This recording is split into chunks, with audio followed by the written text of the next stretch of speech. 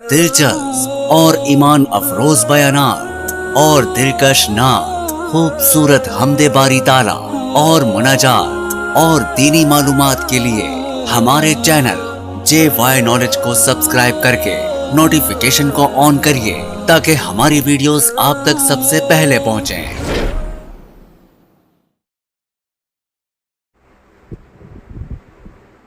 अस्सलामु अलैकुम वरहमतुल्लाहि वबरकातुह।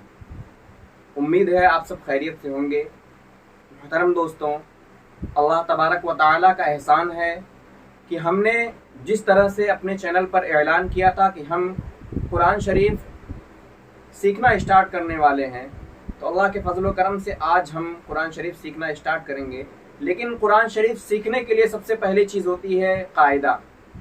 कायदा जब तक आप सही से नहीं पढ़ लेंगे या मखरज के साथ जब तक अदायगी नहीं होगी, तब तक आप लोग सही से कुरान शरीफ नहीं पढ़ पाएंगे।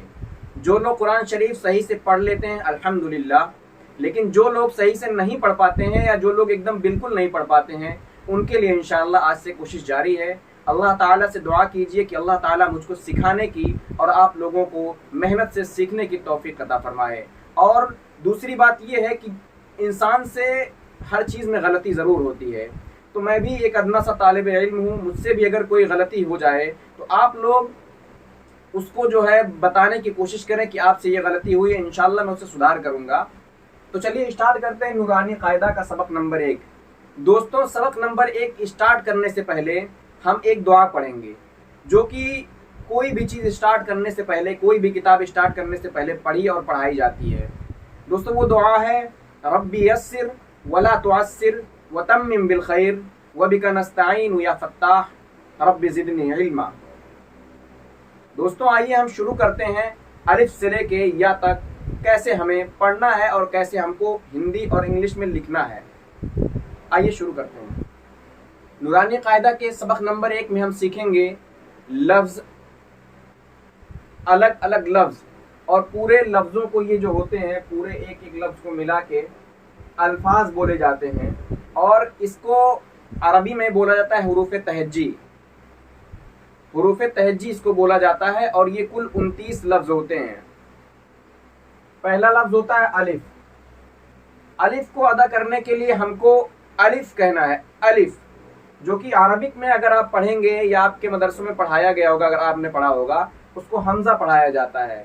लेकिन चूंकि ये अलिफ अपने असली शक्ल में है, इस वजह से हम इसको पढ़ेंगे अलिफ। अलिफ, ये है अलिफ। अलिफ को इंग्लिश में लिखा जाएगा ALIF। अलिफ, अलिफ ALIF। उसके बाद हिंदी में आपको लिखा जाएगा छोटा आ, फिर उसके बाद छोटी ई की मात्रा, फिर ला, फिर फा। ये होता है मिलके अलिफ। ये हिंदी में अलिफ इस तरह लिखा जाएगा। अलिफ को अदा करने में जैसे फूंक कोई मारता है, तो उस तरह से आपको अलिफ, लास्ट में जब फा अदा करेंगे अलिफ में, तो वो फूंक की तरह अदा होता है अलिफ। ये जो दांत होते हैं आगे के, ये दोनों दांत आगे के, ये इस होंठ पे, नीचे वाले होंठ पे रख के अलिफ जब तेज से दबाएंगे और फूंक की आवाज़ निकालेंगे तो अलिफ अदा होगा। ये है अलिफ। उसके बाद आता है बा। बा को अदा करने में हमने यहाँ इंग्लिश में लिखा है BAA। BA बा होता है, लेकिन BAA हमने इसलिए लगाया क्योंकि ये एक अलिफ के बराबर खींच के पढ़ा जाता है, इसलिए बा। उसके बाद हिंदी आ गया। हिंदी में बा आपराक मंत्रा, बा। उसके बाद आता है ता का नंबर। ता में भी हमने TAA लिखा है, क्योंकि ता भी एक अलिफ के बराबर खींच के पढ़ा जाएगा, इस वजह से TAA हमने लिखा है। TA ता, TAA ता। और ता हिंदी में, ता लिखने के बाद मात्रा बढ़ा दीजिए आ का, हो गया ता। उसके बाद हमारा नंबर आता है सा का। सा हमने 2 तरह से लिखा है। अगर असली कायदे के मुताबिक देखा जाए तो ये होता है THA, ता। ता THA हमने इस वजह से लिखा है क्योंकि इसको अदा करने में ता की आवाज आती है। 70 से 80% आवाज ता की आती है, बाकी 20% उसमें सा की आवाज आती है, तो इस वजह से हमने लिखा ता। ठीक है, THA ता। और उसके बाद हमने लिखा है SAA सा। ये दोनों तरह से आप लिख सकते हैं। अगर उर्दू कायदे के एतबार से लिखेंगे तो ता लिखा जाएगा, बाकी अगर नॉर्मल इंग्लिश कायदे के एतबार से लिखेंगे तो सा लिखा जाएगा। सा में भी हमने 2 ए लगाया है, यस डबल ए सा। सा होता है सिर्फ सा, अगर आपको कहना है जल्दी से तो यस ए सा। और अगर सा मतलब ये हुरूफ अदा अगर आपको करना है तो एक अलिफ के बराबर खींच के सा पढ़ा जाएगा। और हमने यहाँ पे सा लिखा है, ये सा हमने इस वजह से लिखा है क्योंकि सा की आवाज एकदम ता के बराबर होती है और ये सा उसी तरह से अदा होता है, जो बीच में उसका पेट चीरा हुआ होता है। सा ये है, उसके बाद प्लस हमने लगा के सा लिख दिया है। अगर आपको इस तरह से लिखना है तो इस तरह से ज्यादा बेहतर है, ये असली कायदा है। अगर आपको इस तरह से लिखना तो ये ऐसा भी लिख सकते हैं। जैसे पैसा लिखना होगा तो उसमें सीन आता है तो पैसा लिखेंगे, लेकिन अगर शेष जो हमने गुणा भाग लगाया उसमें जो बचता है उसको शेष कहते हैं। तो उसमें शेष बड़ा शाह और ए की मात्रा और उसके बाद सा जो लिखा जाता है वो यही सा होता है, तो शेष। उसके बाद है जीम। जीम में भी हमने डबल ई एम लगाया है क्योंकि जीम भी या आता है उसमें। तो अगर 3 हुरूफ है जिसका बिचला या है तो उसको भी खींच के पढ़ा जाता है। बीच में अगर या आया उसके पहले भी कोई हरफ है तो उसको एक अलिफ के बराबर खींच के पढ़ा जाता है, इसीलिए हमने लिखा जीम, जे डबल ई एम जीम। उसके बाद फिर आ गया हिंदी, जा जा जा, जा नहीं बोल रहा हूं, जा जा बड़ी ई की मात्रा फिर मा, ये हो गया जीम। उसके बाद हा। इसी तरह से हमने हर एक हुरूफ में डबल ए लगाया इस वजह से क्योंकि हर एक हुरूफ को एक अलिफ के बराबर खींच के इसमें पढ़ना है। जब आप शुरू से खींच के पढ़ने की आदत लगाए रहेंगे तो आगे चल के आपको परेशानी नहीं होगी जबर जेर पेश वाले हुरूफ को सीखने और पढ़ने में। ये है हा। हा में भी हमने एच डबल ए लगाया, हा हा इस तरह से, हा इस तरह से खींच के पढ़ा जाएगा। उसके बाद हमने इस पे नुक्ता रख दिया। नुक्ता उन अल्फाज पे रखा जाता है जिनको पूर करके पढ़ा जाता है और अरबिक में। अरबिक में जैसे जा हो गया, शीन हो गया, जाल हो गया, जा हो गया, तो उसमें जा के नीचे, जा के नीचे एक नुक्ता लगा देता है तो उसको पूर करके पढ़ा जा पढ़ा जाता है। तो ये हो गया हा, ये बड़ा हा है, ये हलक से निकलता है, हा हा इस तरह से। उसके बाद आ गया आपका खा। खा जैसे आप खिखारते हैं उस तरह से अदा किया जाता है, जैसे खा खा, ये भी हलक से ही निकलता है, जहां से ये निकलेगा वहां से ये निकलेगा। इसमें थोड़ा दबाव डालना पड़ता है और ये बहुत ही आसानी से हा हा, इसमें खा, इसमें खिखारने की तरह आवाज आती है। तो ये हो गया खा, के एच ए खा, ठीक है। उसके बाद खा, यहाँ भी हमने एक नुक्ता रख दिया है, खा जो कि पूर करके पढ़ा जाता है। ये हुरूफ हल्की के लफ्जों में से है तो ये इसलिए इस पे हमने नुक्ता रख दिया। ये हो गया खा। खा लिखने के बाद आ की मात्रा। ये है दाल। दाल बहुत ही आसानी से सिंपल तरीके से आप दाल कह सकते हैं। जैसे आप खाने में भी दाल का इस्तेमाल करते हैं तो वो उसी तरह से दाल कह लीजिए, डी डबल ए एल दाल, दाल दाल, दा हो गया, आ की मात्रा ला, दाल। उसके बाद आ गया जाल। जाल में देखिए हमने जेड लिखा है। बहुत सारे लोग जाल जिसका नाम जाकिर रहता है वो लोग JAKIR लिखते हैं, जो कि सरासर एकदम गलत है। जाकिर अगर नाम लिखना है आपको तो उसमें जेड का इस्तेमाल करिए आप। जाकिर ZALL, ZAAL जाल।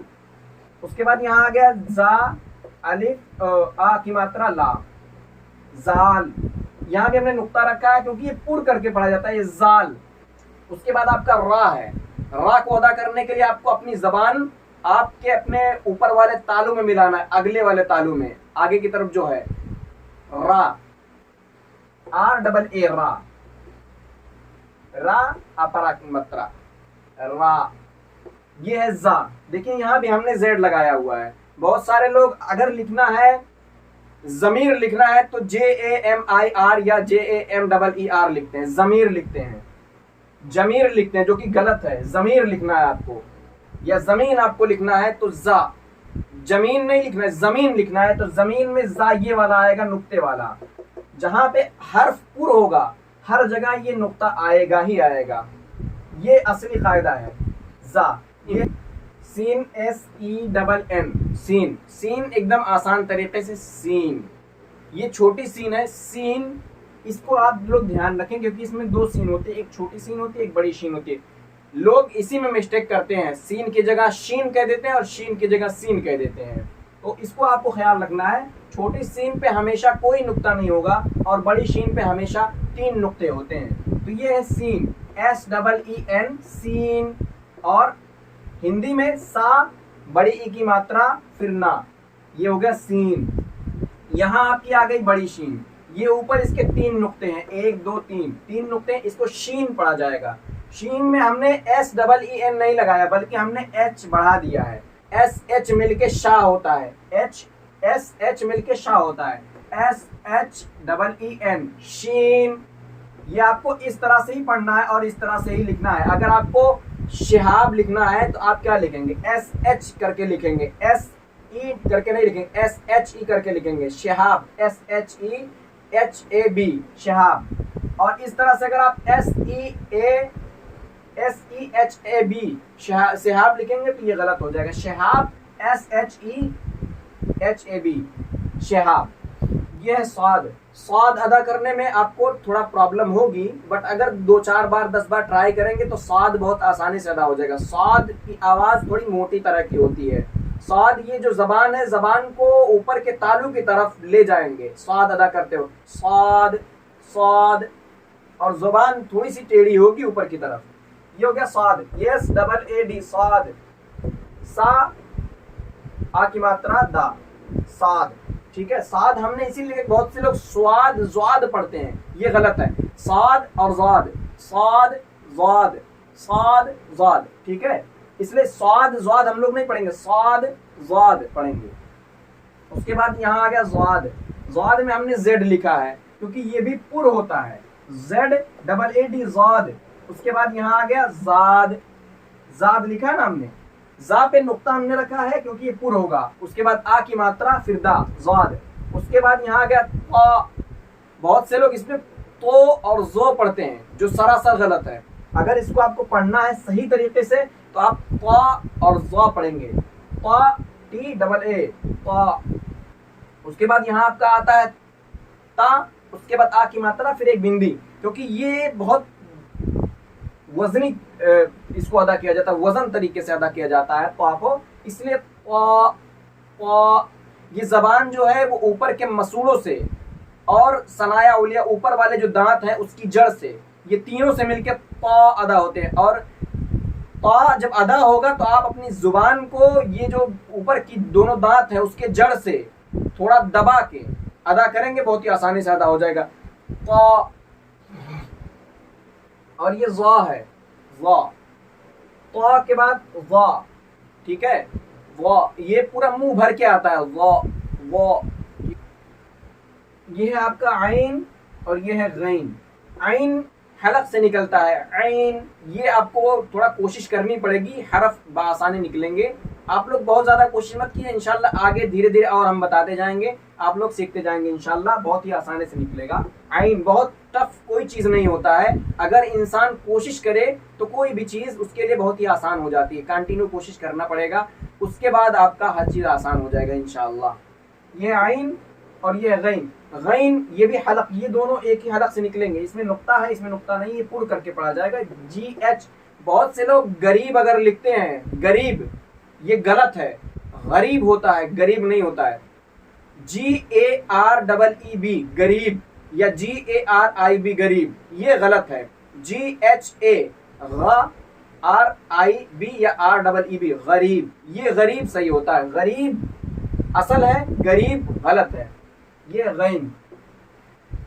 गा, ए की मात्रा, ना।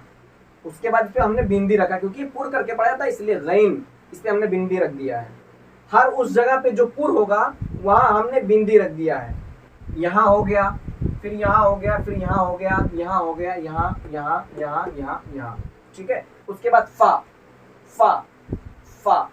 ये जैसे हमने अलिफ में बताया, फा जो है ये साइन, ऊपर के दांत और नीचे का होंठ, फा, फा।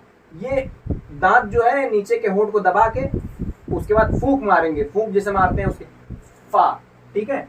ये इस तरह अदा हो, ये डबल ए, फा। ये हर एक जो ऊपर की तरफ उठेगा या जो बगल की तरफ जाएगा, जैसे सीन हो गए, बगल की तरफ जाता, सीन, ता, जीम ये बगल की तरफ हो गया, हा ऊपर की तरफ हो गया। तो हर एक को एक अलिफ के बराबर आपको खींच के ही पढ़ना है, तभी आप आगे जाके आसानी से जबर और जेर वाले हरूफ में आसानी से एकदम पढ़ पाएंगे। उसके बाद है काफ। अगर कोई कमर लिखता है आज के जमाने में इंग्लिश में तो KAMAR लिखता है कमर, हालांकि ये सरासर एकदम गलत है, ये कहीं इसकी लुगत ही नहीं है। अगर आपको कमर लिखना है तो कमर में क्योंकि बड़ा काफ है इसलिए क्यू लगेगा, QAMAR कमर। ये हो गया काफ, QAAF काफ। और ये हमने यहाँ भी नुक्ता रख दिया, का पे आ की मात्रा फा, काफ। उसके बाद यहाँ आ गया छोटा काफ जो कि बहुत आसानी से अदा होगा, काफ। और ये काफ जो अदा होगा वो भी हलक से ही अदा होगा। ये छोटा काफ है, ये एकदम नॉर्मली होगा, काफ KAAF काफ।